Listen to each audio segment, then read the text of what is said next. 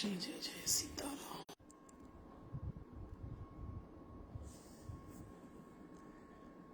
सभी को जय श्री राम, जय श्री राम, जय श्री राम। नवरात्रि की हार्दिक शुभकामनाएं। आज महागौरी और अष्टमी नवमी दोनों हो गई हैं, तो सिद्धिदात्री दोनों को नमन है।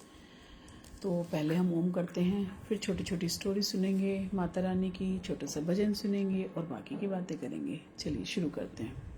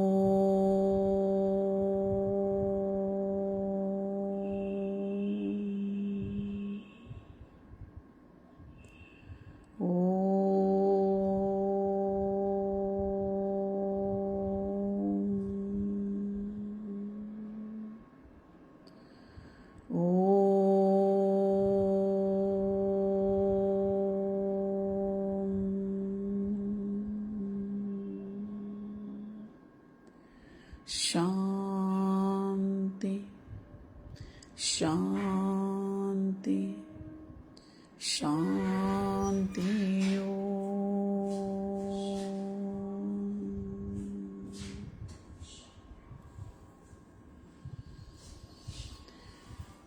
और शुक्राना प्रभु करना है। शुक्राना प्रभु, शुक्राना प्रभु, शुक्राना प्रभु, शुक्राना प्रभु, शुक्राना प्रभु, शुक्राना प्रभु, शुक्राना प्रभु, शुक्राना प्रभु, शुक्राना प्रभु, शुक्राना प्रभु, शुक्राना प्रभु, शुक्राना प्रभु। लाखों लोगों करोड़ों करोड़ों शुक्र है आपका। शुक्रिया शुक्रिया शुक्रिया। धन्यवाद धन्यवाद धन्यवाद। Thank you thank you thank you God.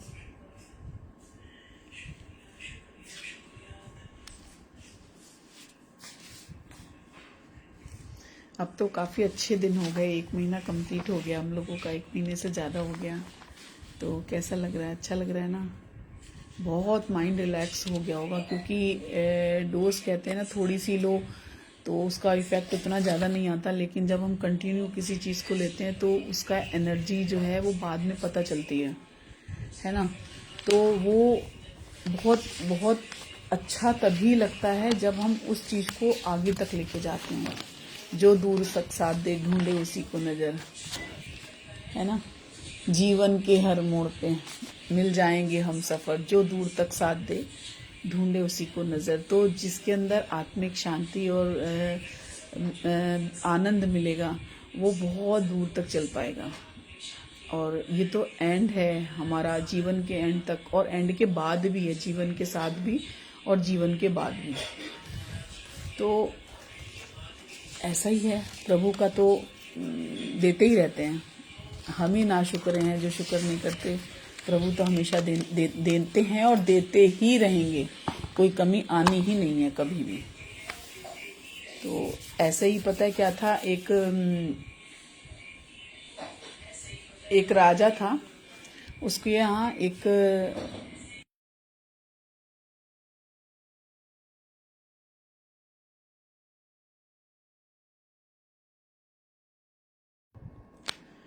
तो वो एक राजा था। तो उसके राज्य में एक वो था जादूगर, और वो छोटे छोटे पहले जादू करता था, और फिर बाद में उसकी इतनी प्रैक्टिस हो गई कि वो बड़े बड़े जादू करने लगा, और चैलेंज के साथ करता था कि ऐसा होगा और मैं इसको ऐसा कर सकता हूँ। तो जब राजा को ये बात पता चली तो उसने उसको अपने पास बुलाया और बोला कि तुम क्या क्या कर सकते हो? उसने कहा आप जो कहिए। उसने कहा अच्छा, कुछ चमत्कार दिखाओ। अब उसने उसके दिमाग में क्या सूझी कि भगवान तो सबके साथ हैं ही, और वो भगवान को बहुत मानता भी था। उसने क्या किया कि ऐसे अड़ंग बड़ंग ये वो ऐसे करके जादू का जो उसका राजा का मुकुट था ना वो छुपा दिया, मतलब वो गायब कर दिया। अब राजा को बड़ी इंसल्ट फील हुई कि ये तो मेरा ताज है, इस ताज को ही इसने ले लिया। ये तो मतलब इसके साथ छेड़खानी नहीं, मतलब जैसे कहते हैं ना मजाक की भी एक सीमा होनी चाहिए, एक लिमिट होती है। तो उसको बहुत गुस्सा आया और उसने कहा कि इसको जो है बंद कर दिया जाए। अब वो मतलब उसको तो जादू दिखाना था, और वो उसको अंदाज ही नहीं था कि राजा गुस्से में आ जाएगा। तो उसने उसको बंद करा दिया जेल में। अब जेल में बंद करा, मतलब उससे कोई क्वेश्चन नहीं किया, कुछ डिमांड नहीं करी कि तुम इसे ला दो या कुछ कर दो। उसको गुस्सा बहुत आ गया। तो उसने कहा कोई बात नहीं प्रभु, जैसे आपकी मर्जी। उसने फिर शुक्र अदा किया। तो उसकी पत्नी घर में थी, उसको बहुत गुस्सा आया कि वो तो उनको चमत्कार दिखा रहे थे और राजा ने उनको बंद कर दिया। अब वो बहुत परेशान रहने लगी। अब वो रोज उनसे मिलने जाती, और उसने राजा ने बोला था कि 1 हफ्ते बाद मैं तुमसे मतलब इसका जवाब पूछूंगा और आगे की बात करूंगा। तो वो पत्नी जो है जाती, और अगर तूने उसका जवाब नहीं दिया तो 7वें दिन मैं तुम्हारा सर धड़ से अलग कर दूंगा। अब उसकी पत्नी को वैसे ही बेचैनी, नींद ना आए कि क्या करेंगे, कैसे होगा। और अपने पति को जाके कहती थी कि ये तुमने क्या कर दिया, और ऐसा तुम्हें नहीं करना चाहिए था। आज 7 दिन हो गए, आज 6 दिन हो गए, आज 5 दिन हो गए। तो वो कहता था कोई बात नहीं, तुम क्यों परेशान हो, अगर भगवान ने मेरी मौत ऐसी लिखी होगी तो मुझे स्वीकार है। तो वो बेचारी फिर रोती कि कैसा पागल इंसान है, मैं इसे कुछ समझा रही हूँ ये समझने को ही तैयार नहीं है। वो बड़बड़ा के उसको खाना वाना खिला के अपने घर चली जाती। फिर अगले दिन आती, फिर उससे कहती अब 3 दिन बचे हैं, अब 2 दिन बचे हैं।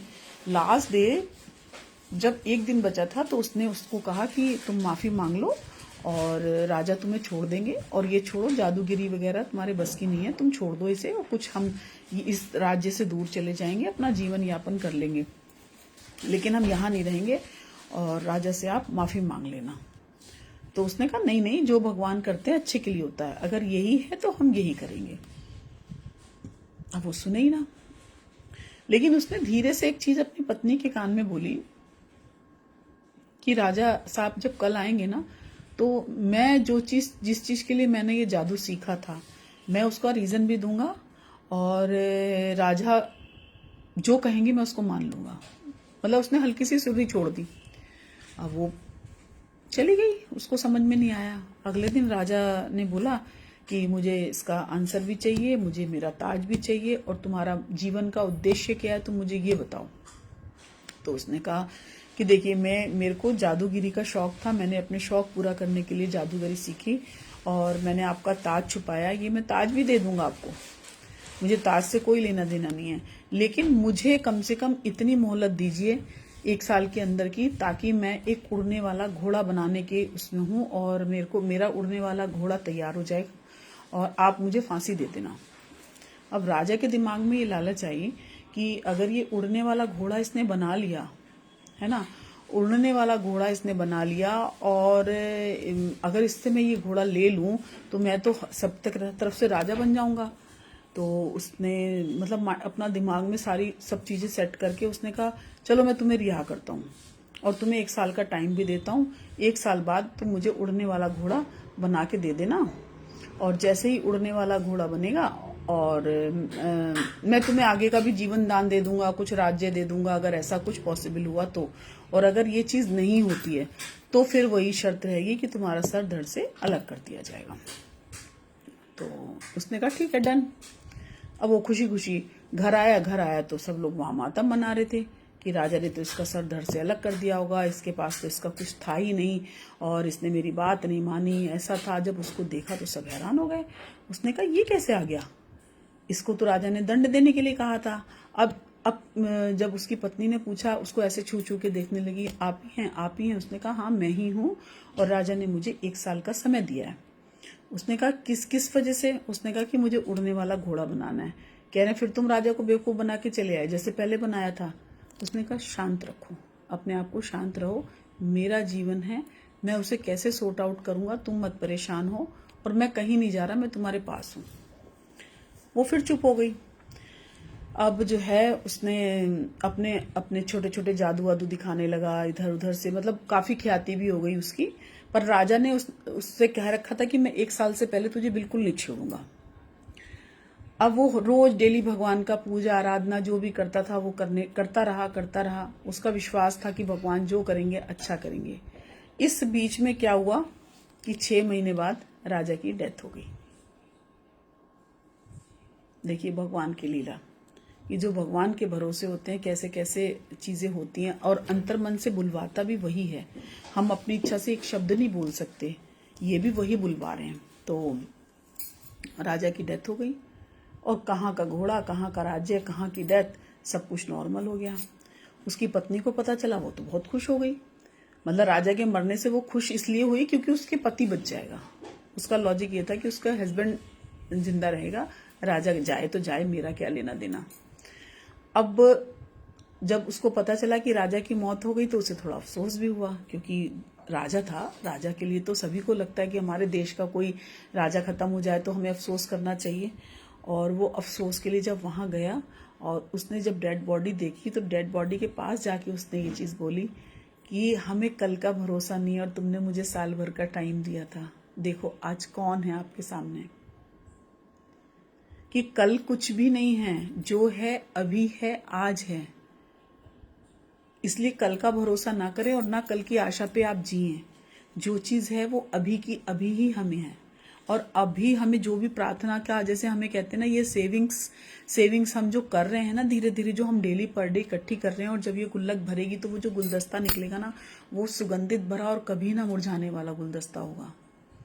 और उस गुलदस्ते को देख के और उसको हम महसूस करके लाइफ का एक एक क्षण बहुत अच्छे से जी पाएंगे, क्योंकि वो एक ऐसा पिलर दे देगा, वो अंदर से ऐसी शांति दे देगा कि कोई भी चीज आपको अशांत नहीं कर पाएगी। कितनी भी प्यारी चीज आपसे जब अलग भी हो जाएगी ना, तो भी आपको कुछ फर्क नहीं पड़ेगा, क्योंकि आप उस प्रभु से अटैच हो चुके होंगे, जिसके पास अशांति का कोई मतलब ही नहीं है, नेगेटिविटी का कोई मतलब ही नहीं है। वहां सिर्फ और सिर्फ शांति और आनंद है, और वो सिर्फ और सिर्फ वही होगा जब आप प्योर सोल बन जाएंगे। और ये जो हम डेली का कर रहे हैं ना, ये हम अपने आप को पावन करने के लिए, जैसे हम कपड़े मैले होते हैं तो धोते हैं तो साफ हो जाते हैं ना, तो उसी तरह हम पर डे करेंगे ना, तो हमारे आत्मा पे जो धूल जमी हुई है, काम क्रोध लोभ मोह की, जब वो खत्म होगी ना, जब हम बिल्कुल प्योर फॉर्म हो जाएंगे, तो आत्मा और परमात्मा ऑटोमेटिकली मिल जाएंगे, मिलाना नहीं पड़ेगा, वो स्वतः ही मिल जाएंगे, स्वतः ही एक हो जाएंगे। तो ऐसा ही है। और हमें डिमांड क्या करनी है, क्योंकि भगवान ने जब हमें इतना बुद्धि दे के भेजा है, बड़ा करके भेजा है, तो हमें मांगना क्या है, हमें ये भी आना चाहिए कि हम क्या मांग रहे हैं उस प्रभु से। तो मांगना है तो अच्छा अच्छा मांगे। एक छोटा सा भजन है बड़ा अच्छा, आज अष्टमी है और गौरी मैया का दिन है, तो गौरी मैया की एक छोटी सी पता है कथा क्या है, कि उन्होंने शिव जी को पाने के लिए बहुत तपस्या करी, और बहुत तपस्या के बाद उनका रंग जो है बिल्कुल काला हो गया था, बिल्कुल काला, जैसे कल जो हमने कथा की थी काल रात्रि की। तो और वो जब बिल्कुल काली हो गई, तो शिव जी ने उनको गंगा जी में ले जाके स्नान कराया, और गंगा जी में स्नान कराते ही उनका वर्ण बिल्कुल श्वेत हो गया, बिल्कुल साफ वाइट। तो इसलिए उनका नाम पड़ा महागौरी। गौरी मतलब गौर वर्ण, पॉजिटिविटी से भरी हुई, करुणामयी, शांति देने वाली, इसीलिए उनका नाम महागौरी पड़ा। तो भगवान से क्या मांगना है ये तो आपके ऊपर निर्धारित करता है, पर हमें छोटा छोटा कलेक्शन तो करना ही है। एक सीरीज, जैसे हम कुछ भी काम भी करते हैं ना, तो छोटे छोटे पैसे इकट्ठा करके जब वो सामान लाते हैं तो उसका बहुत अच्छा महत्व होता है। और जैसे आजकल ये चेन सिस्टम चला हुआ है ना, हमने इतने प्रोडक्ट बेचे तो ये मिलेगा, इतने बेचे तो ये मिले, और जब उसके बाद जब हम एक टारगेट अचीव कर लेते हैं ना, तो वहाँ से हमें उसका रिवार्ड भी मिलता है, हमें घूमने के लिए मिलता है, हमें वहाँ से चेक्स आने लगते हैं, प्रमोशन, मतलब वो उनका वो उनका थैंक यू है कि हमें वो दे रहे हैं, क्योंकि हमने उस चीज को अचीव कर लिया। तो उस चीज को अचीव करके जब हमें ये मिल सकता है, तो जब हम भगवान की लाइन को अचीव कर लेंगे, तो हमें भगवान क्या देंगे, जीवन के साथ भी जीवन के बाद भी। ये मैं रोज बोलती हूँ और यही बोलती रहूंगी। तो इसलिए छोटा सा भजन सुनाती हूँ पहले थोड़ा सा। मैया देने वाली है, भक्त लेने वाले हैं, मैया देने वाली है, भक्त लेने वाले हैं, जिसे चाहिए वो हाथ उठाना, जिसे चाहिए वो हाथ उठाना, जरा जोरों से ताली बजाना, बजाना, जरा जोरों से ताली बजाना। रोज रोज मांगने की आदत ही छोड़ दो, रोज रोज भगवान को मांग लेंगे तो रोज रोज मांगना ही नहीं पड़ेगा।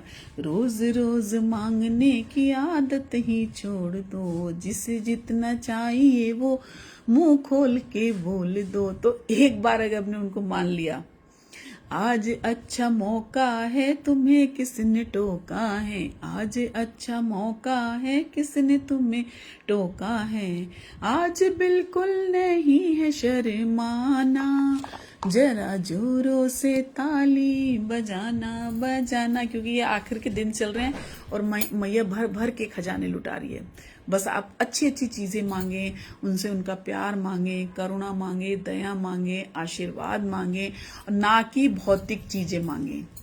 ये मेरी सभी से हाथ जोड़ के, क्योंकि माँ तो ऑटोमेटिकली सब कुछ देने वाली हैं, हम उन्हें क्या ही देंगे, हम कुछ भी नहीं दे सकते हैं, है ना।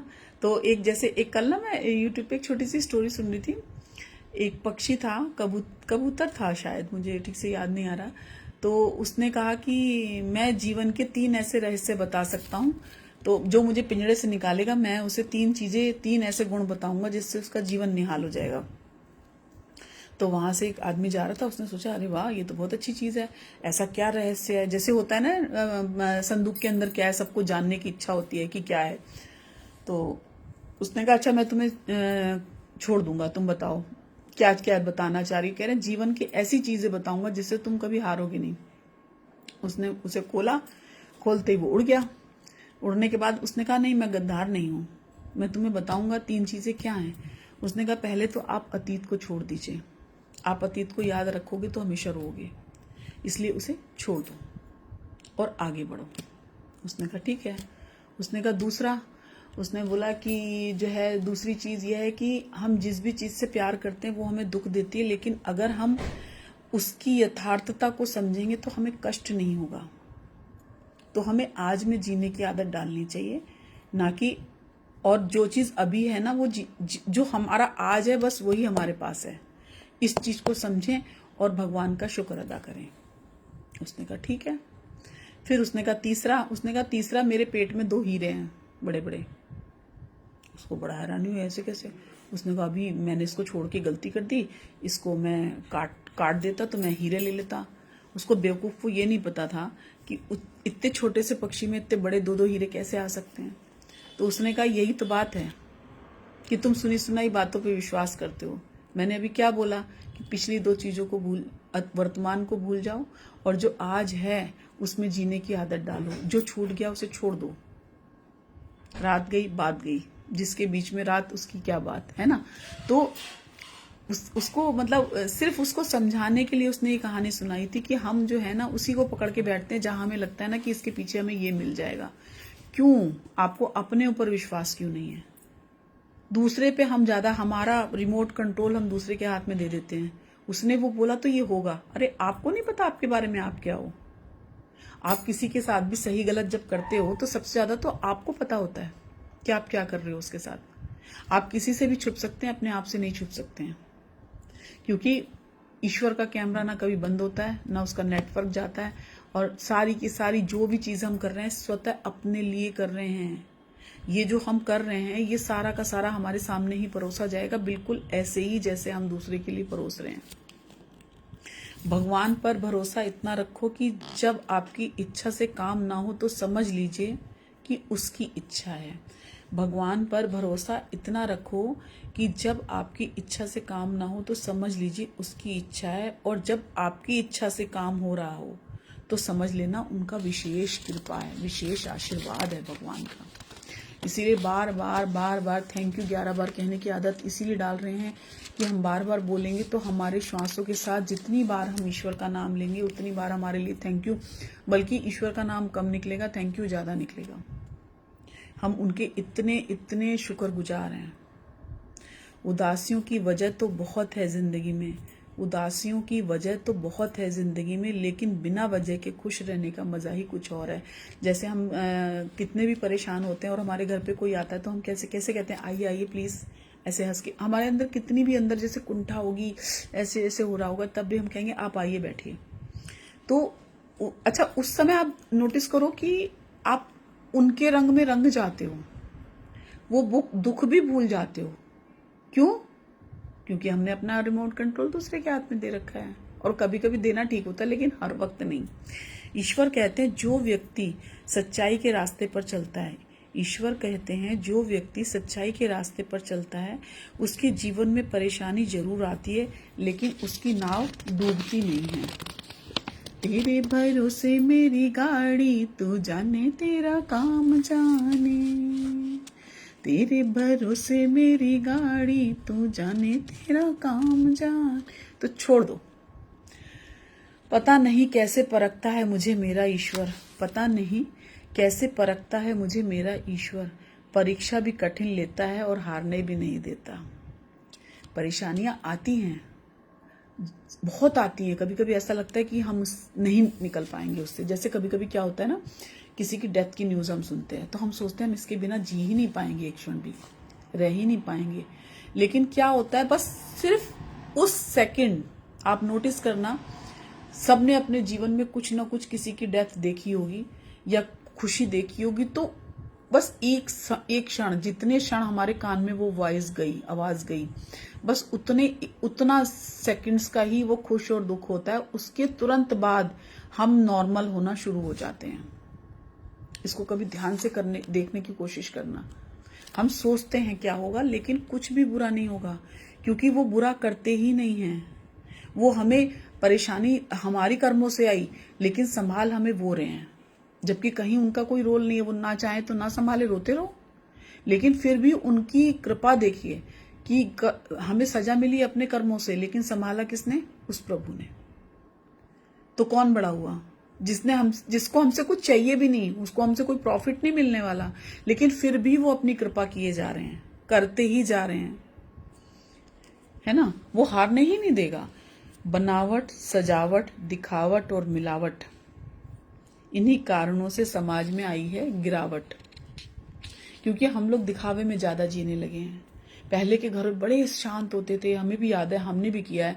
हमने कोयले भी तोड़े हैं, वो जो उपले बनते थे उपले भी बनाए हैं, और अंगीठियां जलती थी। कोई फ्रिज नहीं होते थे, कोई उस तरह का घर में ऐसा डेकोरेशन का सामान नहीं होता था जिसको संभालना पड़े या जिसके टूटने से हमारे मन में दुख हो।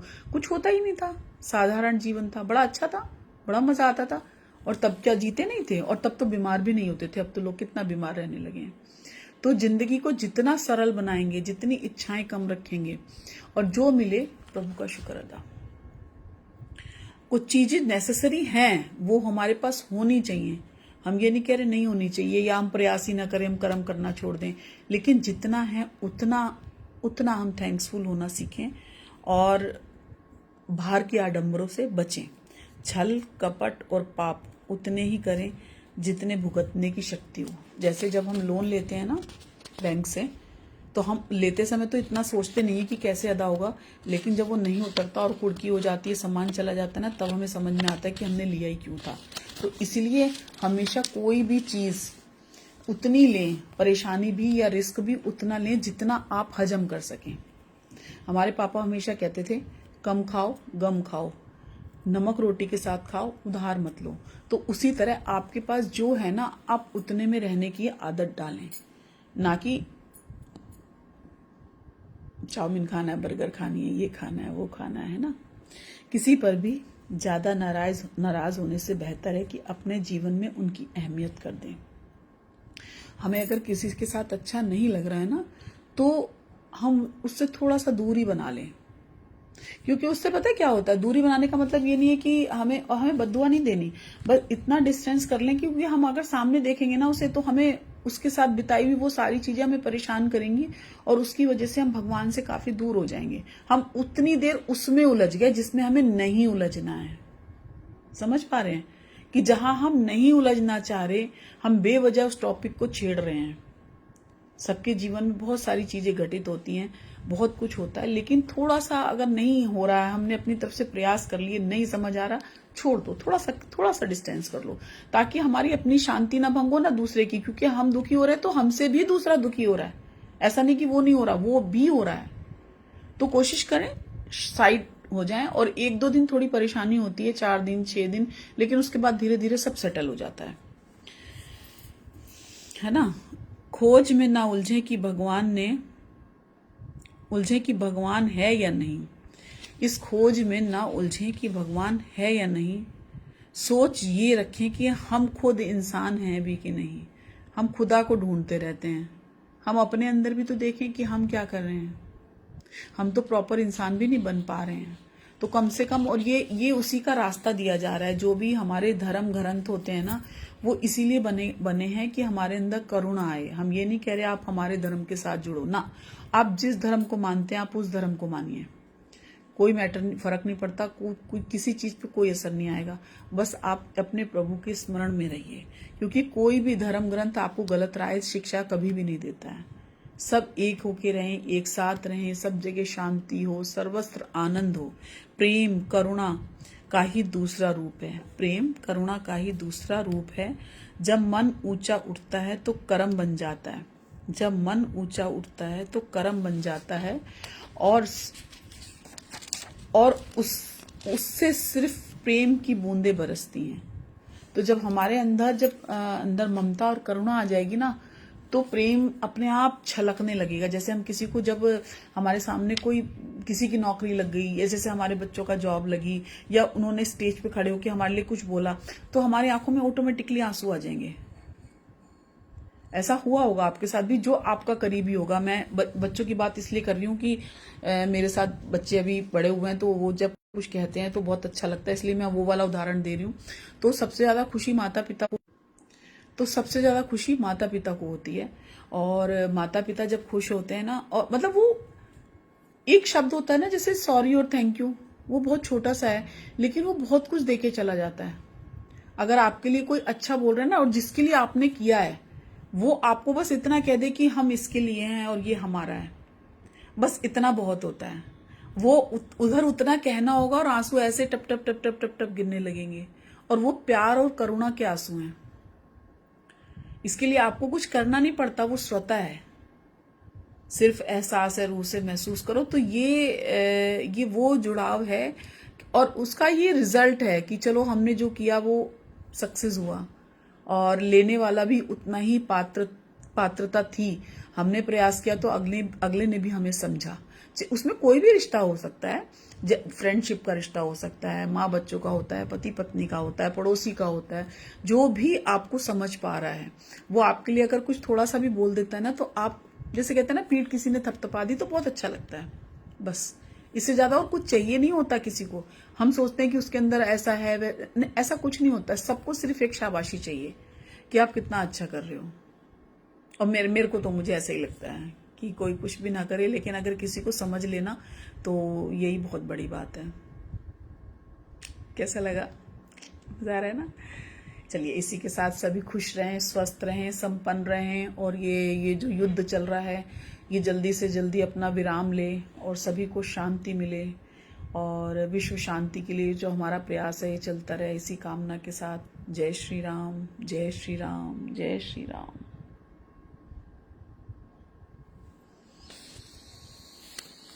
श्री राम।